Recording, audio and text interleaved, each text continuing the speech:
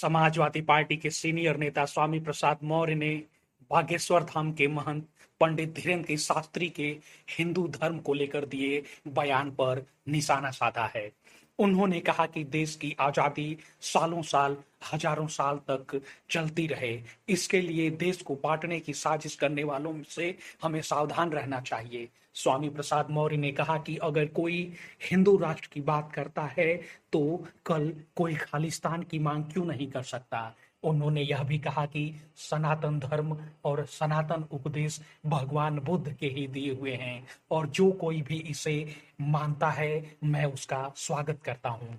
स्वामी प्रसाद मौर्य से धीरेन्द्र शास्त्री के उस बयान को लेकर सवाल पूछा गया था जिसमें बागेश्वर धाम के पीठाधीश्वर ने कहा था कि भारत को अब हिंदू राष्ट्र हो जाना चाहिए। इस पर जवाब देते हुए स्वामी प्रसाद मौर्य ने कहा, आज तक भारत कभी हिंदू राष्ट्र था ही नहीं।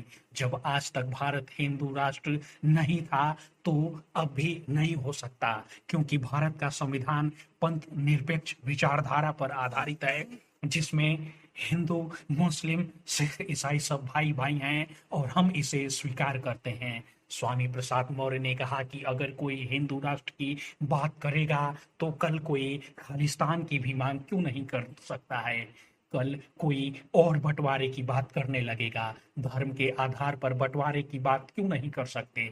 भारत लंबे समय बाद गुलामी से आजाद हुआ है, सालों साल हजारों साल तक यह दौर चलता रहे, इसलिए देश को बांटने की साजिश करने वालों से हम लोगों को सावधान रहना चाहिए।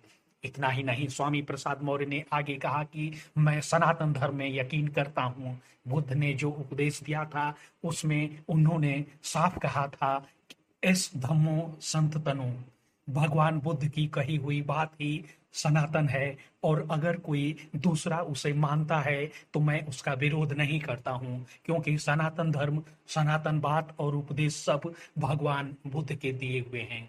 मालूम हो कि पंडित धीरेन्द्र शास्त्री अक्सर देश को हिंदू राष्ट्र बनाने की मांग उठाते रहे हैं। इसे लेकर कई बार वह सार्वजनिक बयान दे चुके हैं कि भारत को हिंदू राष्ट्र घोषित करवाना ही उनका लक्ष्य है।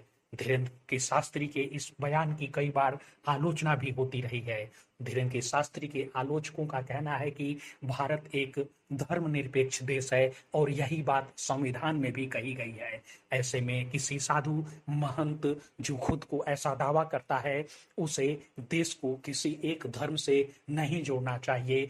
ऐसे में लोग कहते हैं कि धीरेन्द्र शास्त्री को यह मांग छोड़ देनी चाहिए कि देश को हिंदू राष्ट्र घोषित कर दिया जाए। हालांकि दूसरी तरफ पंडित धीरेन्द्र शास्त्री के समर्थकों की तादाद भी काफी है जो उनके इस बात का खुलकर समर्थन करते हैं और इस मांग को जोर शोर से उठाते रहते हैं।